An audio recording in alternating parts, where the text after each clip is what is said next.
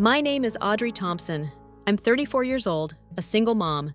And if you had told me last year that my own family would turn on me and my 6-year-old daughter in the most humiliating way possible, I would have said you were crazy.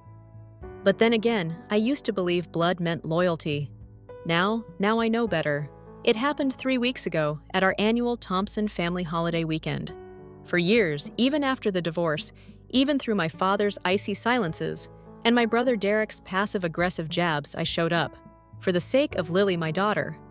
I wanted her to have a family, some semblance of tradition of roots. Even if that meant gritting my teeth while my mother ignored me and fawned over Derek's newest corporate achievement, even if that meant watching Lily get handed the off-brand doll while Derek's kids unwrapped the latest tech. I told myself it was fine. I told myself she was too young to notice. I told myself I could take it as long as she got a taste of family. But this year shattered everything. It started in the driveway, which sounds trivial, but trust me, small things reveal big truths. I arrived with Lily on Friday evening, a little later than the others, because of a client emergency at work. I'm an interior designer, and my client had a meltdown over some backsplash tile. By the time I pulled up to my parents' lake house, the driveway was packed. Derek's Tesla parked right in front of the main steps, my cousin Natalie's SUV beside it. The only space left was at the edge of the yard, partially on wet grass. I didn't complain. Lily was humming to herself in the back seat, wearing her favorite red scarf, the one she insists brings her luck. I smiled, took a deep breath, and told myself, it's just a weekend. You can survive a weekend. Inside the house buzzed with laughter and music. My mother barely glanced up from her wine as we walked in. Derek offered a nod, then turned back to his conversation about stock portfolios. Aunt Eleanor hugged Lily tightly, but skipped me. It was subtle, but not accidental. Lily didn't seem to notice. She skipped into the den, hoping to find the other kids. I went to the kitchen, placed the pumpkin pie I had made from scratch on the counter, no store-bought shortcuts, and poured myself a glass of water. Not wine. I needed to stay sharp. That night, things were tolerable. My father even cracked a joke at dinner, and for a second, I let myself believe maybe this year would be different. But then came Saturday. The day everything went to hell. After breakfast, the adults were in the living room watching football, the kids playing outside near the dock. I had just gone upstairs to grab Lily's jacket when I heard the shouting. At first, I thought it was the game, but the tone was different, shrill, angry, then a sharp cry. I ran down the stairs, heart pounding, and burst through the sliding door leading to the backyard. Lily was on the ground, hands over her face. Derek stood over her, red-faced, yelling something about her disrespect. My father was beside him, shaking his head. Amber, Derek's wife, looked away. The other kids were dead silent. I rushed to Lily, dropped to my knees. "What happened?" I demanded. Derek crossed his arms. "She called me a liar, said I wasn't telling the truth about Grandpa's military stories." I looked at my daughter. Her lip was bleeding, her eyes full of tears. "Did you hit her?" He scoffed. "I gave her a tap, a lesson in manners. She's 6. My father stepped in. "She needs to learn respect, just like you never did." My whole body went cold. I stood up, shielding Lily with my body. "Don't you ever touch my daughter again. If you think for 1 second I'm letting this slide, you're out of your mind." Derek chuckled, turned and walked off like I was a tantrum. My mother, who had finally come outside, took his side instantly. "You're overreacting, Audrey. Derek has always been the responsible one. Maybe if you didn't raise Lily like some fragile snowflake." That night, I packed our bags. I told Lily we were leaving early. She didn't ask why. She just held my hand tighter. But here's the thing, I didn't just leave.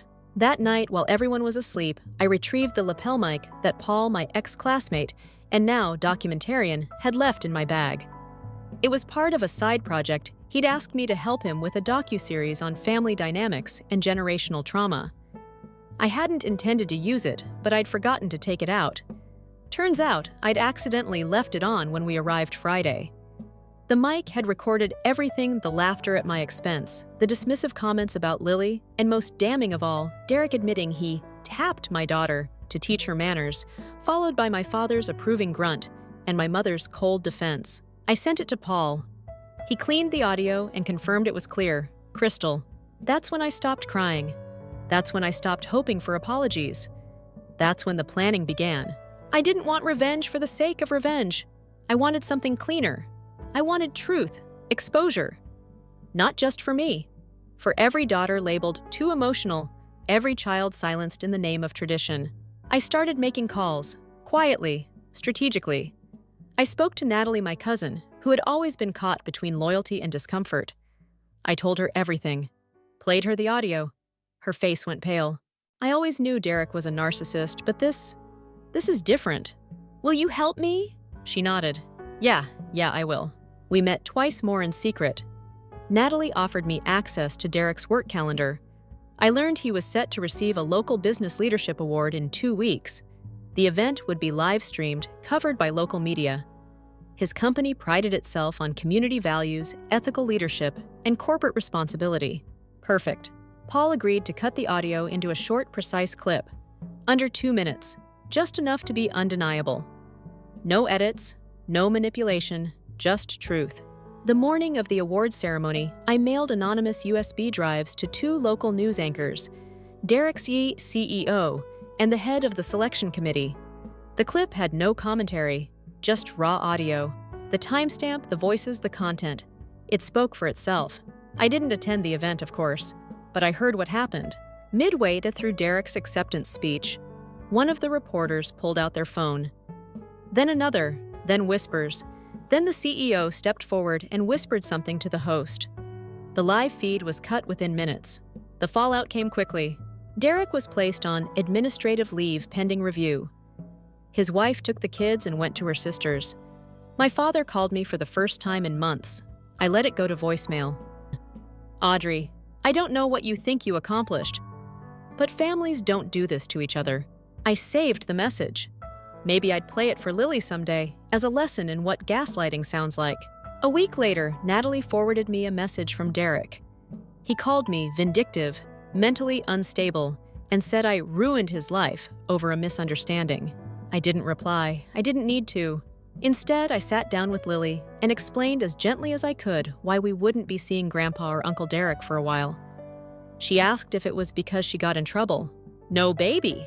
It's because grown-ups made bad choices, and I'm choosing to protect you. That's my job. She looked at me for a long moment, then said, That's okay. I like it when it's just us. I cried that night, not out of sadness, out of something else. Maybe healing. But this story isn't over, because some wounds go deep, and some families don't just break, they rot from the inside. And what I uncovered next made everything before look like the calm before the storm. The thing about family trauma is that it doesn't start with one slap. It's never just a moment. It's a pattern, a repetition, a cycle so tightly wound around your identity that for a long time, you can't tell where the pain ends and you begin. After the fallout with Derek, after the audio clip detonated his golden boy image like a landmine in a church parking lot, I thought maybe I'd feel vindicated. I didn't. Not yet. The weight of everything that came after that slap, every voice message, every passive-aggressive Facebook post from my mother about disrespectful daughters who air dirty laundry just chipped away at whatever sense of justice I thought I had achieved. But what kept me up at night wasn't them. It was Lily. She started waking up with nightmares. Small things would trigger her loud voice's sudden movements, someone calling her disrespectful. That word had embedded itself in her like a splinter. She stopped singing, and that terrified me more than anything. One night, I walked into her room and found her sitting on the floor, the red scarf bunched in her fists, whispering something over and over. I knelt beside her and asked what she was saying. She looked up, eyes wide. If I'm good, they'll like me again. My heart broke right there. I pulled her into my arms, held her tighter than I'd ever held anything in my life, and whispered the truth. You don't have to earn love, especially not from people who don't know how to give it. She nodded, but I knew the wound was deeper than words. That night, I went into the attic and pulled down an old photo album. I hadn't looked through it in years. Most of the photos were staged perfection me in dresses I hated Derek, in front of Trophy's mom with her practiced pageant smile. But there were clues in the margins, scratches on the corner of the table from where I'd been shoved once, a barely visible bruise on my arm at age 9. And then, tucked between 2 pages, I found something I'd forgotten even existed: a letter. It was written in my own handwriting, dated from when I was 17, a college entrance essay draft. The prompt had been about overcoming adversity. I had never turned it in. I remembered my father reading it, laughing and saying, "What kind of self-pitying crap is this?" I must have stuffed it away, ashamed. But now as I read it, I saw a different girl, one who had tried to scream the truth before she even knew what it was. I used to think my family was like a tree, it read. Strong roots, proud branches. But I've come to learn that trees can rot from the inside, that just because something stands tall doesn't mean it's healthy. Sometimes it just hasn't been struck by lightning yet. That sentence hit me like a freight train. The rot, the show, the illusion. And then I remembered something Paul had said months ago when we first talked about his docuseries. He said, the most powerful stories aren't the loud ones. They're the ones that pull back the curtain on what people try to hide.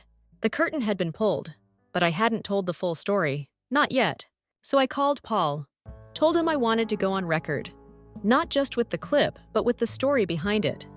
Not an exposé, a memoir on film. A story not of revenge, but of breaking generational chains. He was hesitant at first. "Are you sure you want to go there, Audrey?" "This isn't just about Derek anymore." "I know," I said. "That's the point." We began filming a week later. Paul set up lights in my living room. Lily stayed with my friend Tanya during shoot days. I sat on a gray armchair, knees crossed, clutching the same red scarf Lily had worn. Not for dramatic effect, just something to hold on to. The first session, I couldn't even get through my name without crying. But slowly the words came. I told everything. How my mother once locked me outside for hours in the snow because I came home with a C+ in algebra. How Derek broke my favorite sketchbook when I was 13 and laughed in my face. How my father told me at 15 that I'd never be as useful as a son. Paul sat behind the camera silent, occasionally nodding, never pushing. After 3 sessions, we had 6 hours of raw footage. But it wasn't enough for me. There was still one piece missing. One person who'd never really spoken. Someone always in the background polishing silverware, nodding politely. Eleanor. My father's sister, my aunt. She had never defended me. But she'd never joined the pack either. And sometimes silence hides more than complicity. Sometimes it hides fear. I reached out, asked if she'd meet me for coffee. To my surprise, she agreed. We met at a tiny cafe off Riverside. She looked tired, older than I remembered, but her eyes were sharp. "You want to talk about the family," she said, not unkindly. "I want to know the truth." Eleanor stared into her tea, then said something I'll never forget. "Your mother learned how to survive from watching hers. Your father learned dominance from his. And Derek. He learned cruelty from both of them. But you? Audrey, you didn't learn. You resisted. That's why they fear you." That word fear shocked me. She went on, they covered their dysfunction with tradition, punishment with discipline. They told themselves you were the difficult one because that was easier than admitting what they were. I asked if she'd be willing to say that on camera. She hesitated, then nodded. "If I don't speak now, I'm no better than them." Her segment became the emotional core of the documentary. A quiet, calm unraveling of legacy, of secrets whispered in kitchens, of bruises never acknowledged. The working title we gave it was The Red Scarf, but the real twist came 2 weeks later. Paul got a call from a local PBS affiliate. Someone had seen a preview clip he posted, just a 1-minute teaser. They wanted to screen the full piece as part of a series on intergenerational trauma. It wouldn't be primetime, but it would air. At first I panicked. Was I ready for this? For the town I grew up in to see what I'd hidden for decades, for strangers to know the weight I carried. But then I remembered Lily, how she'd stopped singing, how she'd whispered, "If I'm good, they'll like me again." And I realized this wasn't just my story. This was for every child who felt unloved by the people supposed to protect them. So I said yes. We finalized edits, added subtitles, blurred out photos where needed. Paul was meticulous. The final cut was 42 minutes. Honest, heartbreaking, liberating. The night it aired, I sat alone on my couch, red scarf in my lap, heart pounding. I didn't know what would happen. Maybe nothing, maybe worse than nothing. But the next morning, my inbox exploded. Emails from strangers, women, men, teachers, therapists, survivors. Messages that all said the same thing. I thought I was the only one. And then, one message stood out. It was from Amber, Derek's wife. The subject line, "Thank you." The body was only 3 sentences. "I watched your documentary last night. I knew something was wrong, but I didn't know how to name it. You gave me the words. I'm leaving him." I read it twice, 3 times. Then I cried. For her, for me, for Lily, for every woman who chose peace over legacy. That night, Lily sang again. Just a little. A soft hum while drawing. The same tune she used to sing in the car with me when she was 4. "You okay, baby?" I asked. She nodded. "Yeah, the bad feeling is smaller now." So was mine. But just as I thought I was closing a chapter, life opened another. One I didn't see coming. It started with a letter in the mail. No return address. Just my name, handwritten, inside a single sheet of paper. 6 words.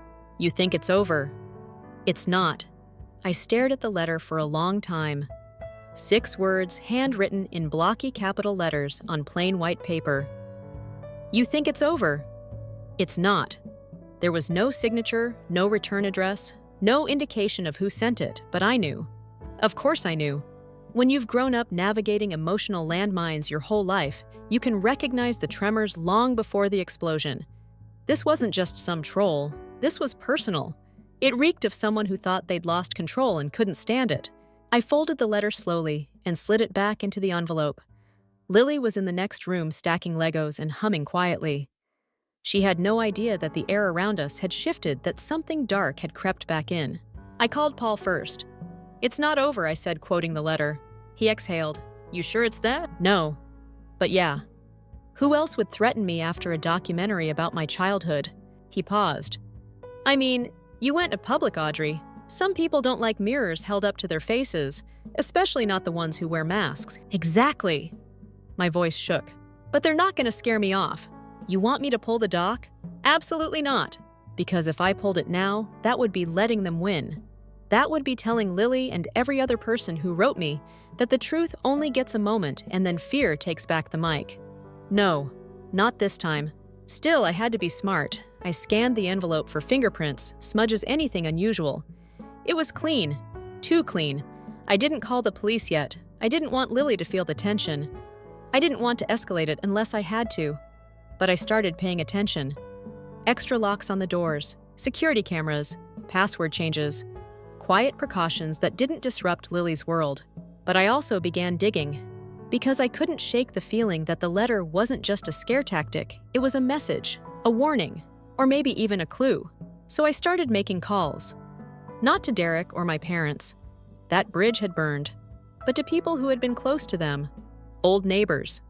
A former employee from my dad's construction supply company. A retired teacher who once taught both Derek and me. At first, no one had much to say. Just the usual small-town pleasantries. But then I spoke to Mr. Harlan, my 8th grade science teacher. He remembered me. Said I was the quiet one with sharp eyes. But then his voice lowered. "You still in touch with your family?" "Not really," I said. "Why?" "Can't say much, but I always wondered about the shed." "The shed." He hesitated. "Back in '07, after that fire at the Carter property, your dad offered to store some salvage in the old lakeside shed, said he'd help them rebuild. Generous guy. But I remember something about it didn't feel right." "What didn't?" He paused. "Let's just say I wouldn't go poking around alone." That night, I couldn't sleep. The Carter fire had been a big deal in Ridgeview.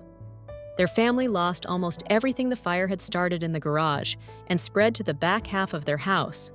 Rumors flew, but it was officially ruled accidental. I hadn't thought about it in years, but now that word shed rang in my ears like a bell. I called Natalie. "You remember the lakeside shed on the back end of my parents' property?" "Yeah, the one nobody was allowed in." "Exactly. Do you know what's in there?" She hesitated. "Last I heard, Derek used it to store hunting gear. Why? I think it's something else. I think they're hiding something." "Like what?" "I don't know, but something big enough to send a threat when I start talking." She exhaled. "You want me to help? I can't go back there alone." She was quiet for a long moment. "Then let's do it." We planned carefully.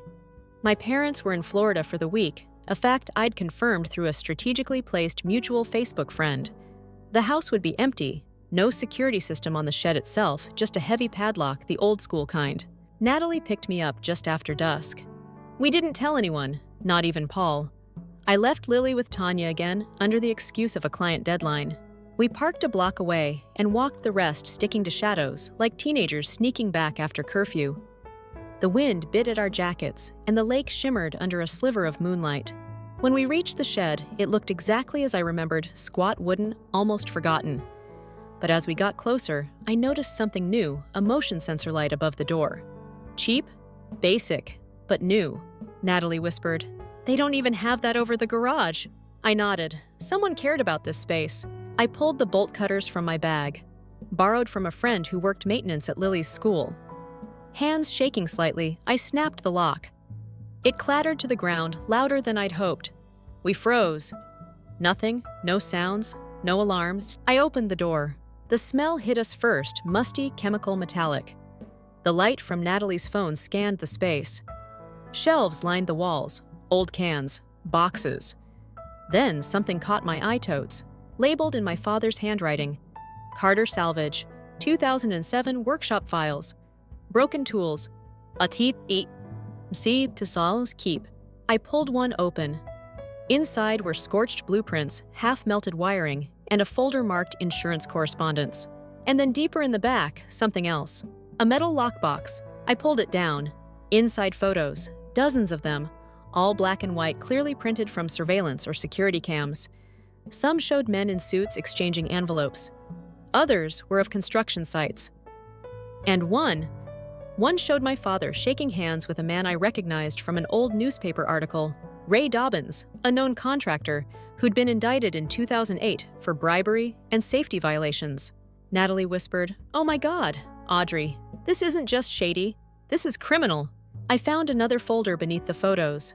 Legal letters, threats. One typed document caught my eye. It was addressed to my father, threatening to expose the Ridgeview cover-up unless the agreed amount is paid in full. And suddenly it clicked. The fire, the Carter property, the sudden generosity from my father, the salvage stored in secret. It hadn't been an accident, it had been a cleanup. And now, with the documentary airing, someone feared I'd dig deeper. Someone sent that letter, not just to scare me, but to warn me away from this exact truth. I stared at the photos, my hands shaking. "This isn't just family dysfunction," I said softly. "This is decades of lies. We took what we could, left the rest untouched." By the time we returned to my place, the sky was hinting at dawn. Natalie looked exhausted, but determined. "Are you going to take this public?" she asked. "I don't know yet." Because this wasn't about revenge anymore. This wasn't even about my childhood. It was about power, corruption, abuse disguised as tradition. The kind of rot that seeps into towns like Ridgeview and makes people think silence is safety. But silence hadn't kept Lily safe. Silence hadn't helped the Carters. And silence damn sure wasn't going to help me now. I didn't sleep that morning. I watched Lily eat cereal, humming again, her red scarf tied around her ponytail. She was whole again, slowly, healing. But the world around her wasn't. I knew what I had to do, but I also knew it would come with consequences.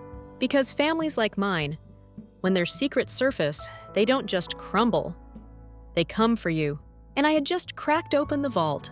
The morning after Natalie and I broke into the shed, I sat on the floor of my living room, surrounded by piles of paper.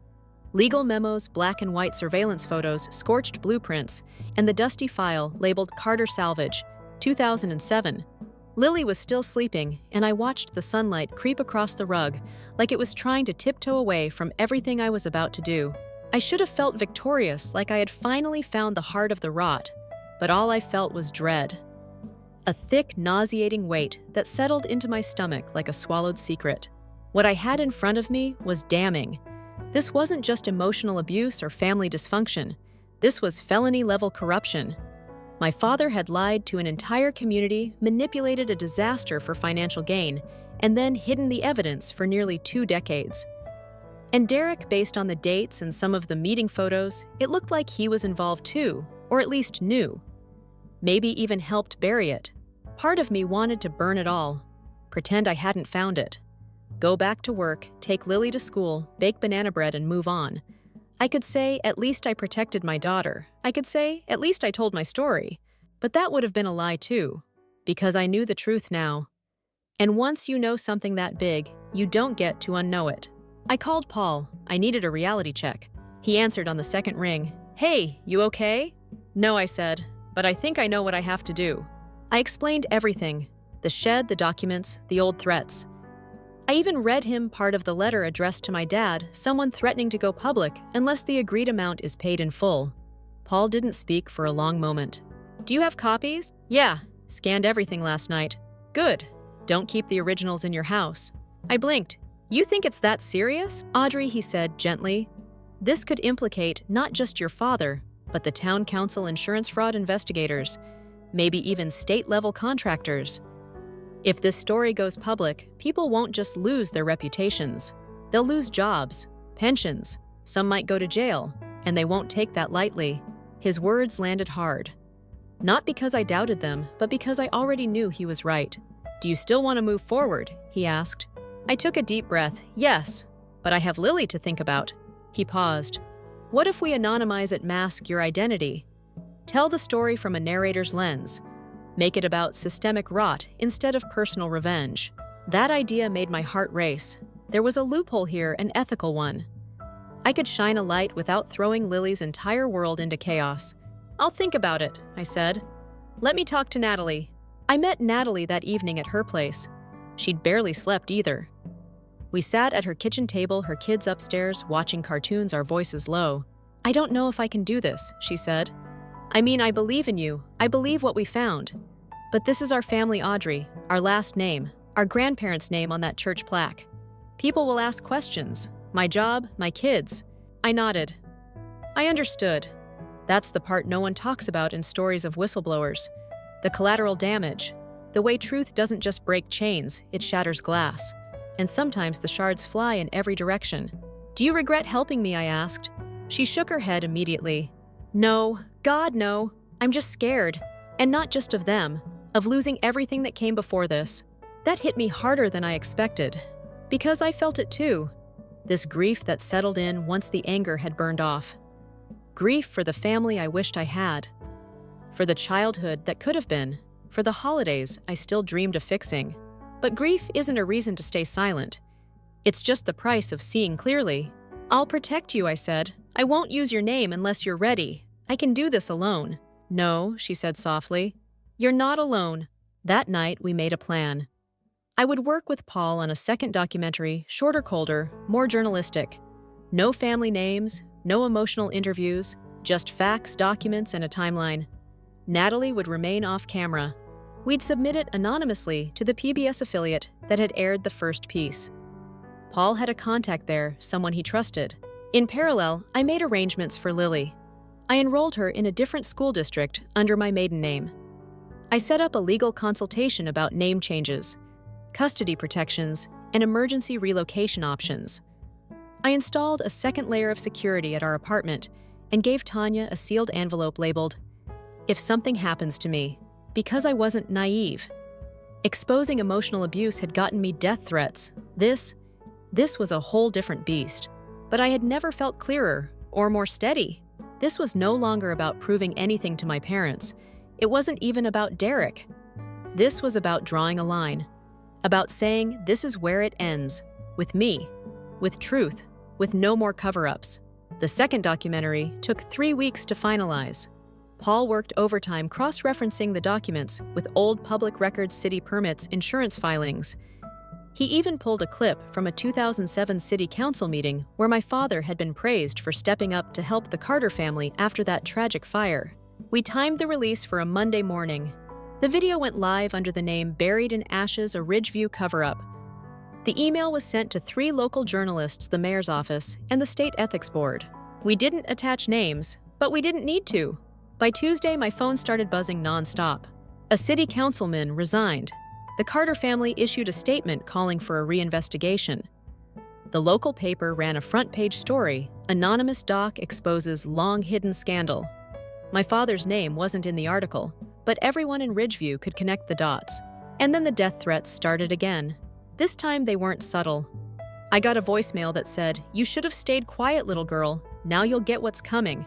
I filed a police report, gave them everything. They told me they'd look into it, which in small-town terms meant, please don't make this harder for us. But the most unexpected thing came Thursday morning. A knock at my door. I peeked through the peephole. It was Amber, Derek's wife. I hesitated, then opened the door. She looked tired, worn, like she'd aged 10 years in 4 weeks, but her eyes held something I didn't expect respect. I left him, she said.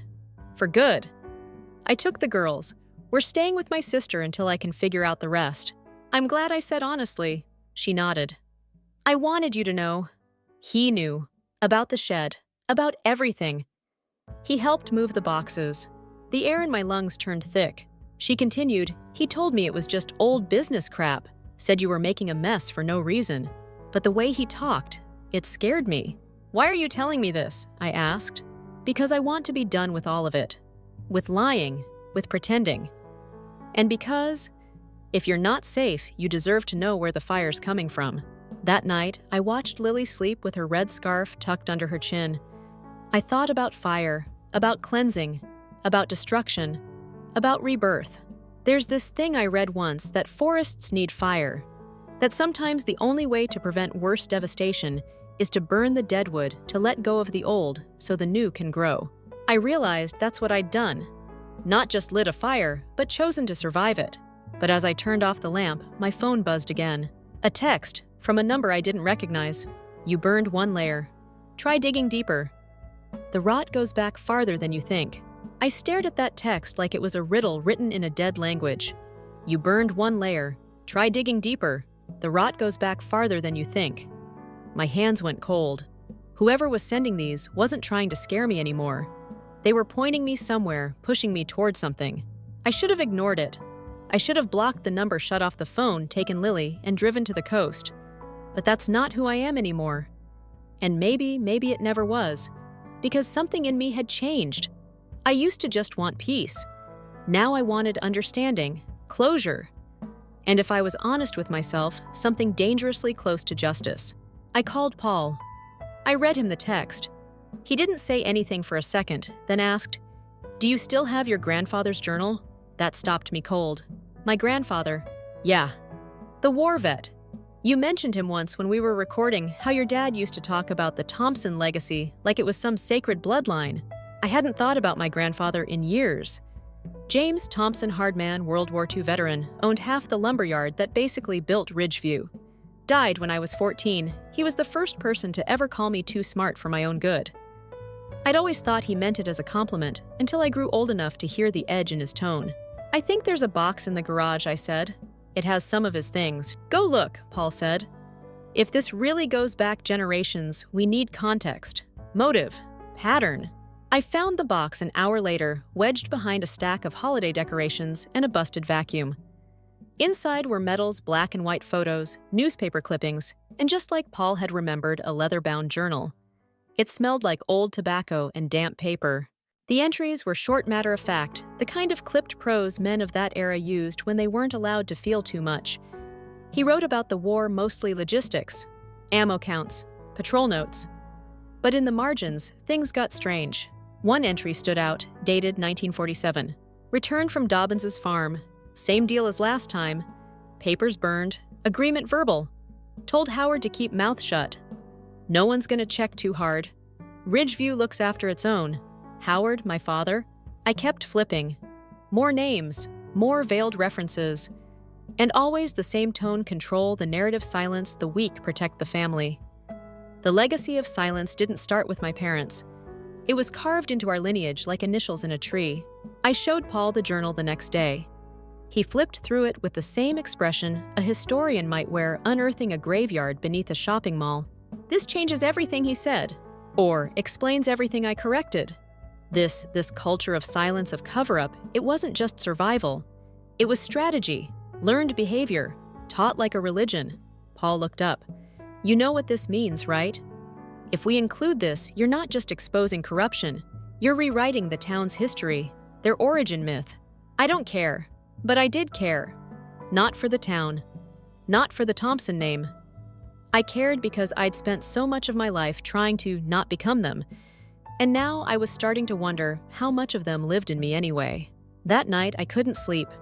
I sat in the kitchen with a cup of cold tea, the red scarf coiled around my wrist like a tether. And I started thinking about something Lily said a few days earlier when she found a dead bird in the yard. Maybe it was too tired to fly anymore. It was such a small thing, but it haunted me. This idea that sometimes things don't die because they're weak, but because they've carried too much for too long. Was that what I was doing? Carrying too much, trying to fly with wings soaked in blood? The next morning, I got another message. This one was different. It was a photo, a grainy one, clearly taken from a distance. Me and Lily, walking into the grocery store. She was holding my handscarf trailing in the breeze. The caption read, "Watch how far you fly. Birds fall too." I felt my chest tighten like it was closing in on itself. I called the police, again. They took the report, logged it as a non-immediate threat, and said they'd increase patrol presence, whatever that meant. I knew I couldn't keep Lily here much longer. I packed a go bag, called Tanya, asked her if she could keep Lily for a few days, no questions asked. She didn't hesitate.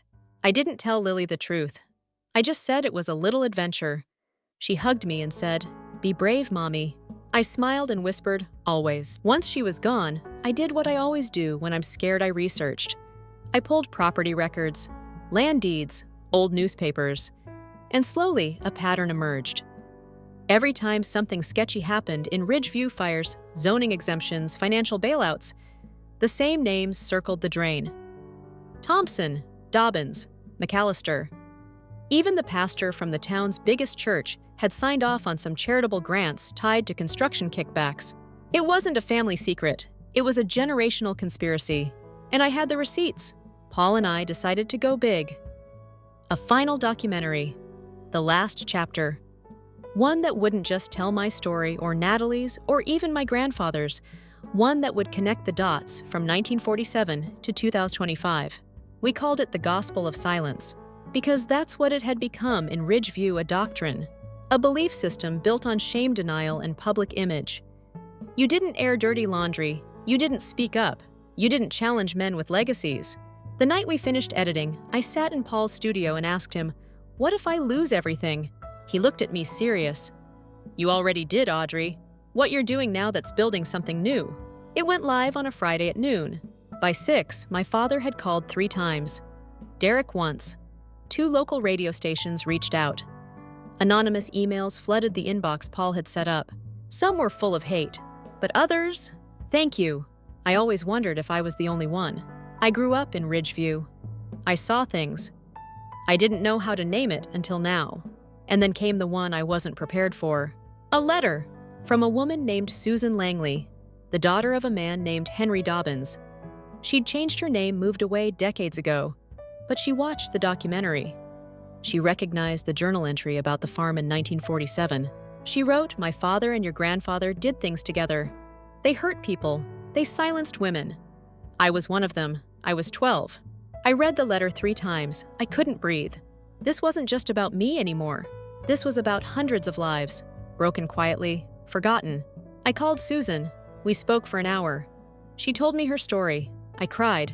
And then I made a decision. I was going to Ridgeview one last time. To the church. To the pastor who had signed off on all those legacy grants. To the people who looked the other way. I didn't want revenge. I wanted accountability. I wanted them to look me in the eyes and tell me silence had been worth it. Paul offered to come. I told him no. This was mine. When I stepped into that sanctuary, sunlight pouring through stained glass and hitting the pews like spotlights, I thought of all the times I'd sat there as a child, told to be quiet, be respectful, don't embarrass us. And I thought of Lily singing again, "Free." I walked up to the pastor. He recognized me instantly. His smile faltered. "I saw your video," he said. "I'm sure you did." He shifted awkwardly. "You know, some things are complicated." "No," I said. "They're not. Some things are just wrong." And then I left. Outside, I stood on the church steps and breathed in the cool air. Clean, sharp. And for the first time in months, I didn't feel fear, or anger, or grief. I felt light.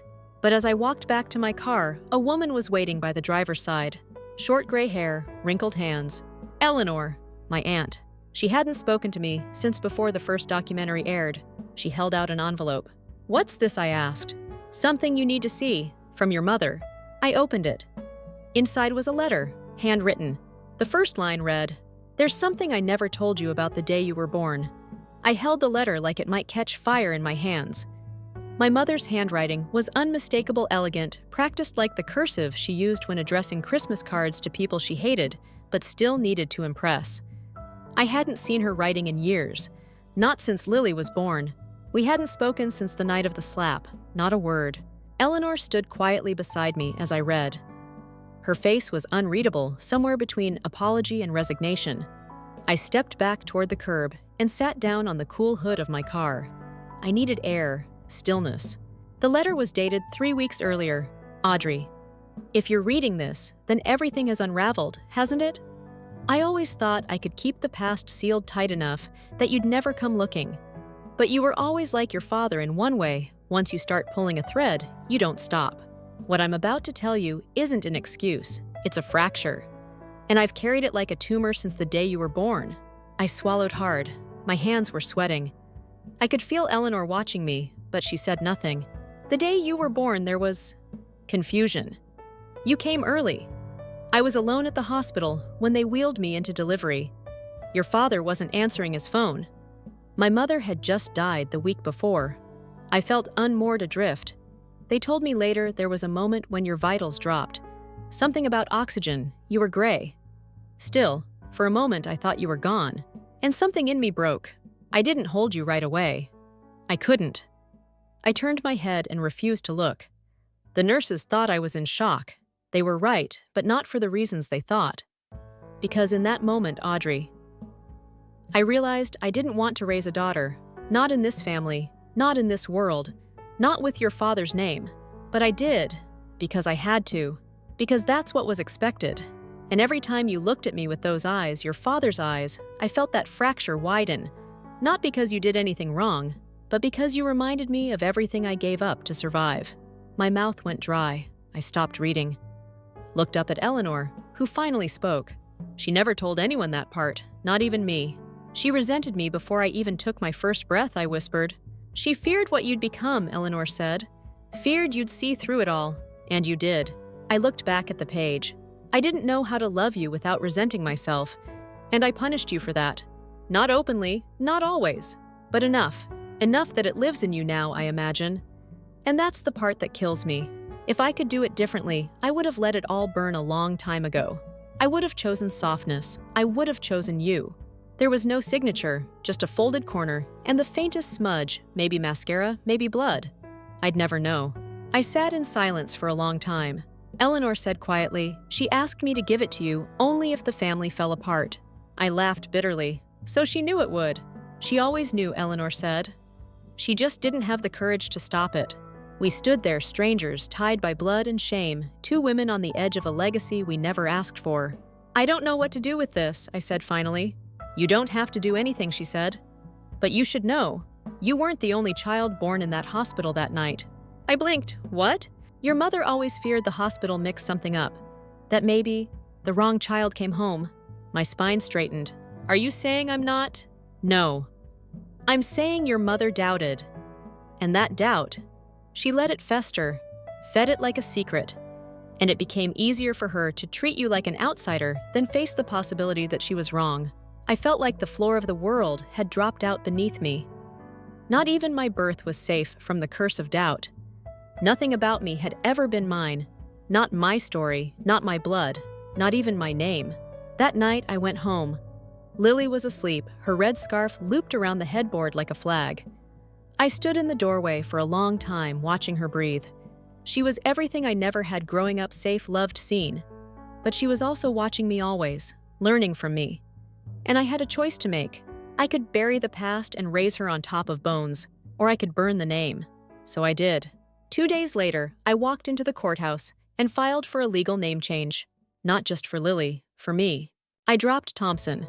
I took my mother's maiden name Pierce, not to forgive her, but to rewrite her. Paul filmed the final scene a week later.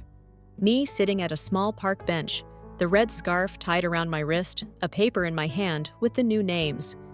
No dramatic voiceover, no music swell, just me saying, you don't have to carry your name like a sentence. You can make it a choice. The video went viral. Not overnight, but quietly, organically. People shared it, wrote essays, made art. Women posted pictures with their daughters captioned "Breaking the Chain." And then the letters came, from women who escaped abusive legacies, from men who rejected the cruelty of their fathers, from children who finally saw their pain reflected in someone else's story. But the one that meant the most came scrawled on a piece of notebook paper folded into Lily's backpack. It read, "Your mom is brave. That means you will be too, M." I asked Lily who M was. She shrugged. "A girl in class. Her mom left, but she said your video made her feel like it's okay to be different." That night, I sat Lily down and told her everything. Not the darkest parts, not yet, but enough. I told her there's been pain in our family, hurt that passed down like a secret nobody knew how to stop. But we're stopping it. You and me, together. She looked up and asked, "Does that mean I'll never hurt anyone?" "No, baby," I said. "But it means when you do, you'll know how to make it right." And then she hugged me, tight. It wasn't the end of our story, but it was the end of the silence. In the months that followed, the town changed. The mayor stepped down. A new ethics board was formed. The church lost half its congregation, but gained real transparency. Amber started her own support group for women leaving high-control families. Natalie got a job in another town and finally left Ridgeview for good. Paul's documentary series won a regional award.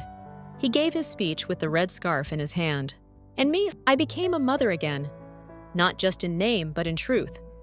The kind who fights, who listens, who grows. Some nights, I still hear my mother's voice in my head.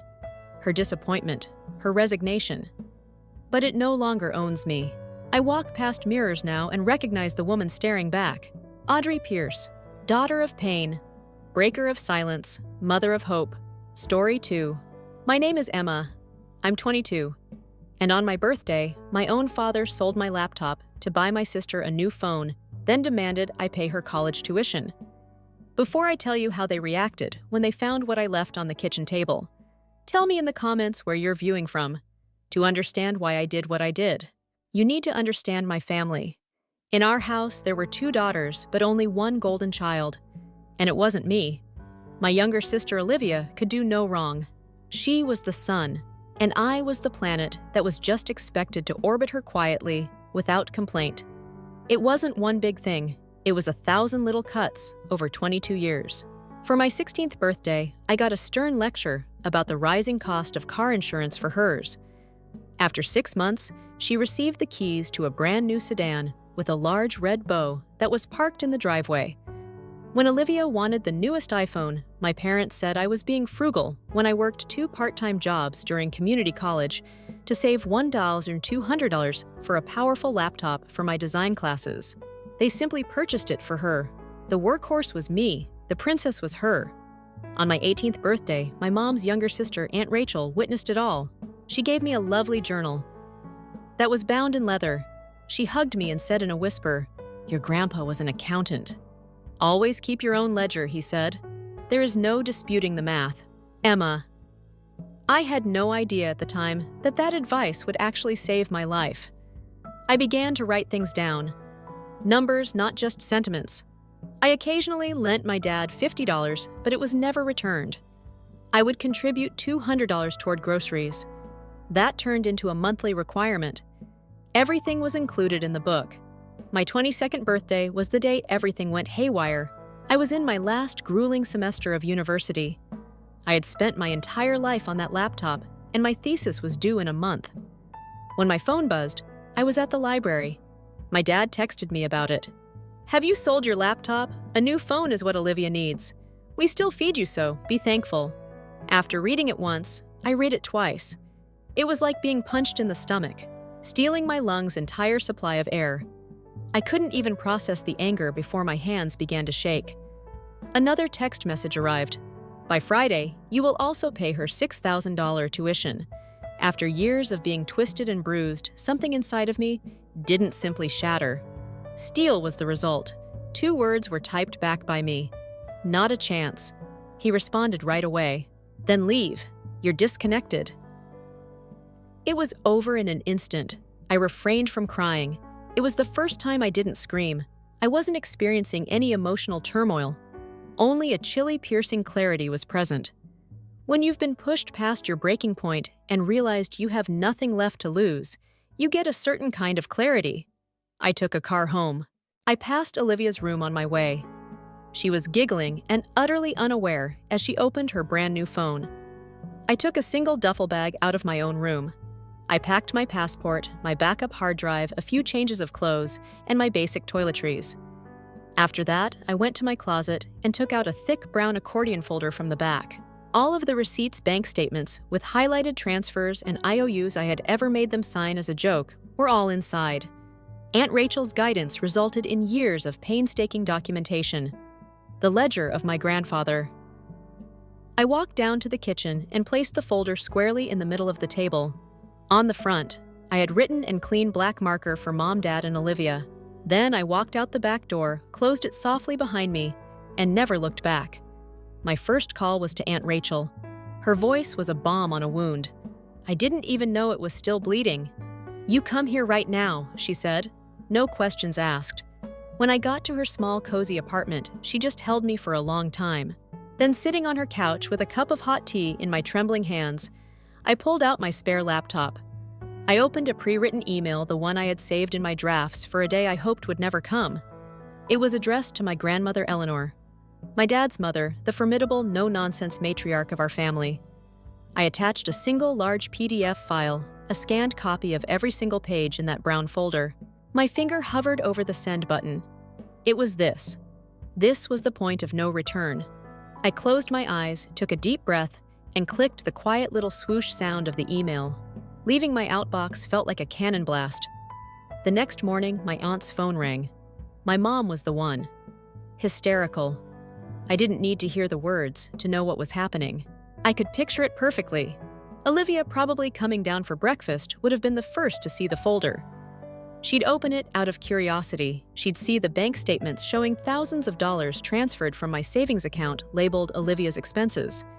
She'd see the receipts for her car repairs, her shopping sprees, all paid for from my paychecks. But the final blow, the secondary twist I had placed at the very back, was a document about her own trust fund, the one our grandfather had set up for both of us. It would show that after they had drained my college fund of $24,000, they had started chipping away at hers. The look of betrayal on her face must have been devastating. The realization that she wasn't just the golden child she was a pawn, just like me, used to keep us from ever comparing notes. I could imagine my dad, his face turning from red to white, as he realized this wasn't just an angry note. This was a prosecution. The hook for my story was his panicked calls. He was likely calling every relative, trying to spin the story, trying to paint me as the ungrateful, unstable daughter. But then, in the middle of their chaos, I did something they never expected. I went back and Rachel drove me. I walked right up to the front door and used my old key. I stepped inside. The three of them were in the living room, frozen in a tableau of panic and accusation. My old phone, which I'd left on the counter, was buzzing incessantly with calls from my dad's number. He was calling me from his own pocket.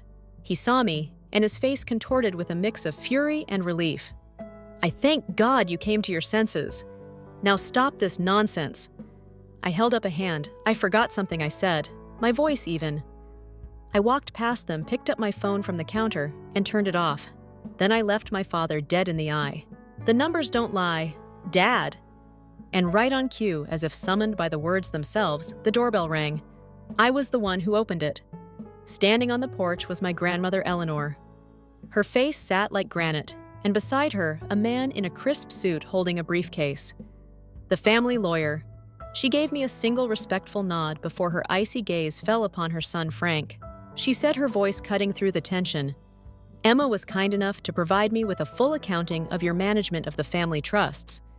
As the primary trustee, I am informing you that you are being removed. With instant effect. Mr. Davies here will handle the transition.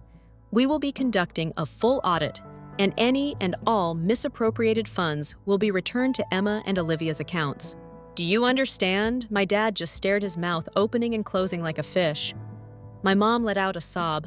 The power in the room had shifted so completely, it was almost silent. I hadn't needed to be rescued. I had simply brought in the law to witness the truth I had already laid bare. A day later, I met Olivia at a neutral coffee shop. She looked small and broken. "I'm so sorry, Emma." she whispered, twisting a napkin in her hands. I never knew. I looked at my sister, really looked at her, and for the first time, I didn't feel a sting of resentment. I just felt a quiet sadness for both of us. It's not your fault, I said. And I meant it. You were there. Trophy and I was there. Bank, we were just different kinds of tools to them. But from now on, I said, meeting her gaze. We tell each other the truth. It was the first shaky brick in a new foundation. 1 year later, on my 23rd birthday, my life looked nothing like I could have imagined. I worked well for a marketing company. Although it wasn't my ideal job, I earned it, and it was mine. Olivia and I were working on our relationship.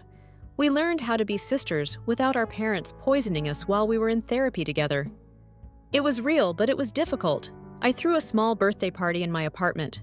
Despite its modesty, I had paid for everything in it myself. My grandmother gave me a thick envelope at the end of the evening. It contained a deed rather than cash. A deed to a little cabin my grandfather had purchased years ago in the mountains. He had always claimed to be saving it for me. Emma, this isn't a gift, she said. She spoke in a softer tone than I had ever heard.